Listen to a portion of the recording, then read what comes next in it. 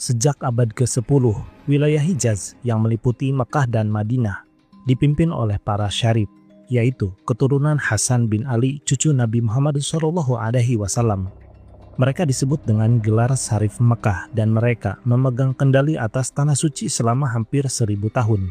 Bahkan saat kekhalifahan berganti dari Abbasiyah ke Mamluk lalu ke Utsmaniyah, para syarif tetap dipercaya menjaga tempat paling mulia dalam Islam. Lalu muncul sebuah nama yang dulu tak pernah terdengar dalam sejarah besar Islam, keluarga Saud. Mereka bukan dari keturunan Nabi, bukan pula bagian dari ulama atau pemimpin yang dikenal dalam sejarah klasik. Nama mereka baru mencuat pada abad ke-18, itu pun sebagai pemberontak terhadap kekuasaan resmi, yaitu kekhalifahan Utsmaniyah. Pertanyaannya, bagaimana bisa dari pemberontak yang diabaikan, mereka kemudian menjadi penguasa dua kota suci yang sangat dijaga kehormatannya? Apa yang sebenarnya terjadi di balik naiknya dinasti Al-Saud?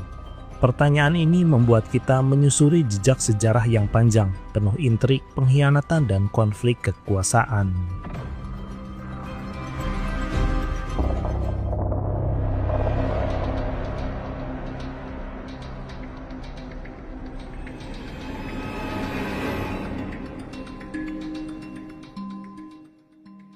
Pada tahun 1517, Sultan Selim ke-1, pemimpin kekhalifahan Utsmaniyah, melancarkan kampanye militer melawan dinasti Mamluk. Pertempuran penentu terjadi di Marjdabik dan Ridaniyah. Dalam dua pertempuran ini, kekuatan Utsmaniyah yang didukung oleh teknologi artileri modern berhasil mengalahkan dinasti Mamluk yang saat itu dikenal sebagai penguasa kawasan Mesir, Syam, dan Hijaz. Dengan kemenangan ini, Sultan Selim I berhasil menaklukkan Kairo dan mengakhiri kekuasaan Mamluk. Selain wilayah Mesir dan Syam, Utsmaniyah juga mengambil alih penguasaan atas Hijaz, termasuk kota suci Mekah dan Madinah. Sultan Selim I kemudian menyematkan gelar Khadim al-Haramain atau pelayan dua kota suci sebagai simbol dedikasi dan tanggung jawab terhadap tempat-tempat paling suci dalam Islam. Namun Utsmaniyah tidak memerintah secara langsung di Hijaz. Mereka menyerahkan urusan lokal kepada Syarif Mekah, seorang pemimpin dari keturunan Ali bin Abi Thalib, tepatnya dari keturunan Hasan bin Ali. Syarif ini memiliki otonomi dalam mengelola urusan keagamaan dan sosial di wilayah tersebut, tetapi kekuasaannya tetap berada di bawah legitimasi politik kekhalifahan Utsmaniyah. Model pemerintahan ini menjadi cara untuk menjaga stabilitas di wilayah Hijaz tanpa melibatkan Utsmaniyah dalam konflik lokal secara langsung. Pada pertengahan abad ke-18, di kawasan Najd, di semenanjung Arab yang relatif terpencil, menjadi pusat gerakan pembaruan Islam. Muhammad bin Abdul Wahhab, seorang ulama dari wilayah ini, memulai gerakan yang bertujuan untuk memurnikan ajaran Islam dari praktik-praktik yang dianggap menyimpang, seperti ziarah kubur dan tawassul. Ia menyerukan kembali kepada prinsip tauhid yang murni dengan kritik tajam terhadap tradisi lokal yang dianggap bertentangan dengan ajaran Islam. Di saat yang sama, Muhammad bin Saud, kepala suku kecil dari daerah Diriyah, melihat potensi gerakan ini sebagai alat untuk memperluas kekuasaan politiknya. Pada tahun 1744, keduanya membentuk aliansi. Muhammad bin Abdul Wahhab menjadi pemimpin spiritual, sementara Muhammad bin Saud memimpin upaya militer untuk menyebarkan ideologi ini. Dari sini berdirilah pondasi awal dinasti Saud dan Wahhabisme.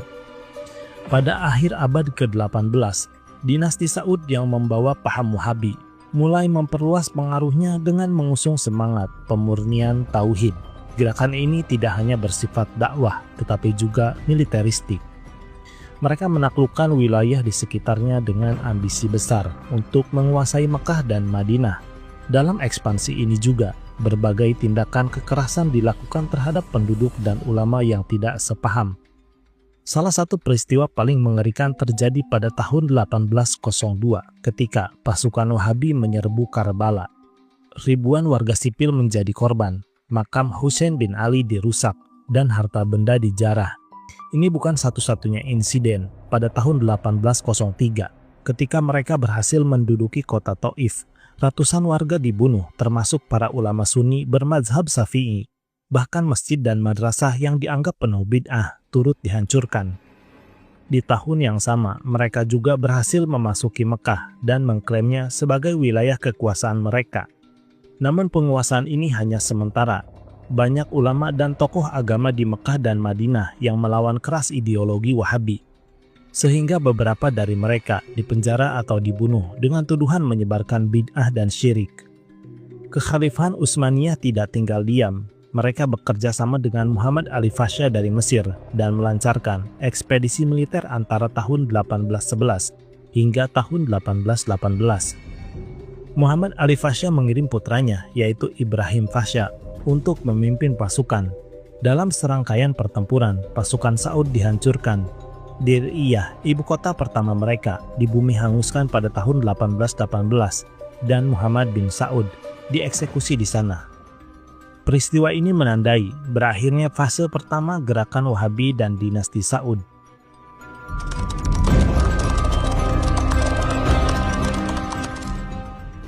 Kekalahan telak pada tahun 1818 tidak benar-benar mengakhiri gerakan Wahabi maupun ambisi politik keluarga Al-Saud.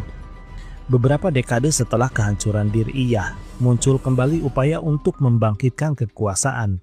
Kali ini, tokoh sentralnya adalah Turki bin Abdullah, cicit dari Muhammad bin Saud, pendiri pertama dinasti Saud. Sekitar tahun 1824, Turki bin Abdullah berhasil merebut kembali sebagian wilayah Najd dan mendirikan dinasti Saud yang kedua dengan Riyadh sebagai pusat pemerintahannya. Meskipun ini dianggap sebagai kebangkitan, kekuasaan dinasti kedua ini jauh dari kata stabil. Konflik internal yang melibatkan perebutan kekuasaan di antara para pangeran menjadi masalah besar. Tidak jarang saudara melawan saudara dan kudeta terjadi di dalam lingkungan keluarga sendiri. Dinasti ini ibarat membangun istana di atas pasir, besar di luar tetapi rapuh di dalam. Situasi ini dimanfaatkan oleh musuh politik mereka, terutama suku Al-Rashid dari Ha'il, yang saat itu memiliki kekuatan militer dan politik cukup besar di wilayah utara Najd. Ketegangan antara kedua kubu akhirnya memuncak dalam perang terbuka. Pada tahun 1891, pasukan Al-Saud benar-benar dikalahkan oleh pasukan Al-Rashid dalam apa yang dikenal sebagai Pertempuran Mulaida. Kekalahan ini sangat menentukan karena mengakhiri eksistensi dinasti Saud kedua. Sebagian besar anggota keluarga Al-Saud, termasuk keturunan langsung dari Turki bin Abdullah, melarikan diri ke pengasingan, yaitu di Kuwait.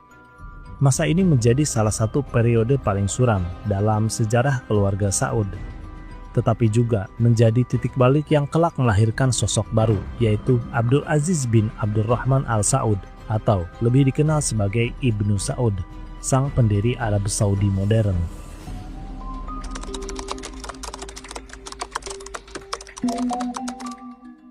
Menjelang Perang Dunia ke-1, Kekhalifahan Utsmaniyah berada dalam kondisi yang sangat rapuh.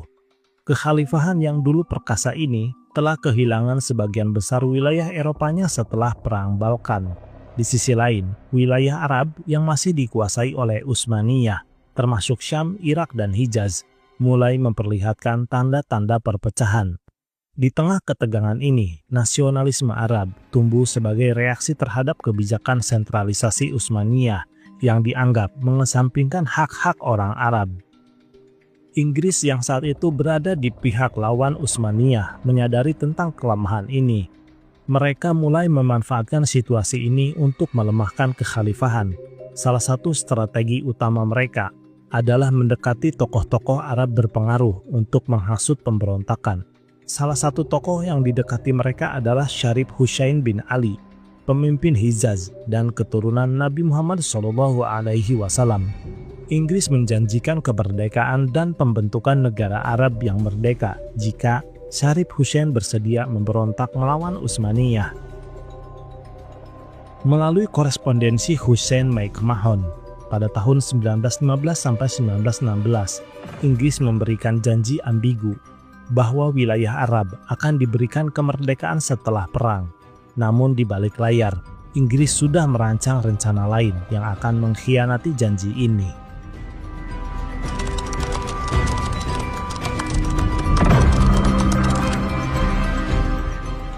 Pada Juni tahun 1916, pemberontakan Arab pecah, dipimpin oleh Syarif Hussein dengan dukungan dari kedua putranya, yaitu Faisal dan Abdullah. Pasukan pemberontak yang sebagian besar terdiri dari suku-suku Baduy di Hijaz, mengandalkan taktik gerilya. Mereka menyerang jalur kereta api Hijaz, infrastruktur vital yang menghubungkan Damaskus dengan Madinah. Kereta ini digunakan Utsmaniyah untuk mengirim logistik dan pasukan ke wilayah selatan. Pemberontakan ini didukung oleh Inggris melalui pasokan senjata dan uang, serta penasihat militer yang kemudian dikenal sebagai Lawrence of Arabia.